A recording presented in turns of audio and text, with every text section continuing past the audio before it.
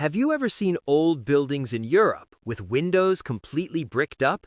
It looks strange at first, like something went wrong, but it didn't. There was a time when a simple word, tax, quietly changed how people lived. It shaped their homes, their choices, even the light they let in. And those sealed windows, they're part of a story of survival that goes back hundreds of years. So, let's go back and hear it from a common man living in England in 1696. Thomas, come on over and tell us what life was really like back then. Hey, my name is Thomas. I live in a small house with my wife and 2 children. It's not big, not fancy, but it's ours. And my favorite part? The 3 beautiful windows.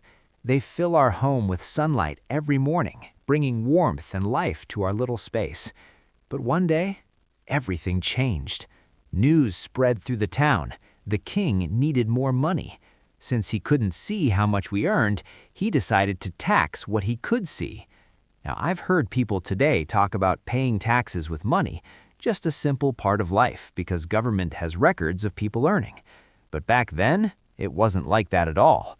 The word tax actually comes from the Latin taxare, which means to estimate, to calculate what someone owes. After doing a bit of research, the king somehow landed on our windows. Isn't it great, huh? And just like that, he decided to tax them. The idea was simple, at least to them. More windows meant a bigger house meant a richer person, and the more windows you had, the more tax you paid. By the 1700s and into the 18th century, houses with 10 to 14 windows paid 6 pence per window. Now, 6 pence might not sound like much, but back then, it was a lot.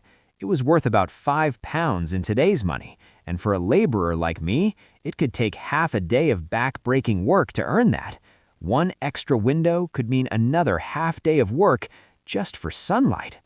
At first, I didn't believe it. How could sunlight be taxed?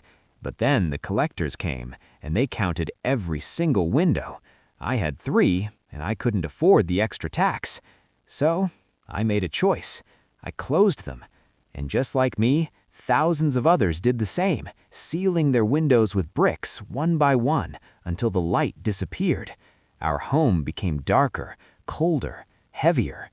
My children got sick more often, and the air felt still. All this just to avoid a tax. It was cruel, especially for families like mine. Even tiny vents or small openings counted as full windows. People lived in dark, damp rooms, and doctors linked the increase in disease, typhus, smallpox, cholera, to this policy. And yet, did the scheme work? Well, for the government, yes, it worked. They could count windows from the street and collect money for over 150 years. For us, it meant sickness, lost sunlight, and a life lived in shadow. We avoided paying what we could, but at a huge cost. Eventually, by the 1840s, the tax started to backfire, and public pressure finally forced its repeal. So while it may have worked for revenue, it was unfair, cruel, and left a long shadow, literally, over our lives. People all across England did the same. Thousands of homes lost their windows, just like ours. And from this, a phrase was born, daylight robbery, because it really felt like even our sunlight was being taken away. So now you know, the word tax means to estimate, but history shows sometimes those estimates cost more than money. Oh, I always looked at those bricked-up windows like antique architecture. But they hold a sad past. People were forced to live without sunlight. History can be cruel sometimes. It reminds us that the choices of the past weren't just incidents on a page. They affected real people, their families, and even their health. This is Wisdomia, where ordinary things get the stories they deserve. If this made you look twice at something you use every day, subscribe and stay curious.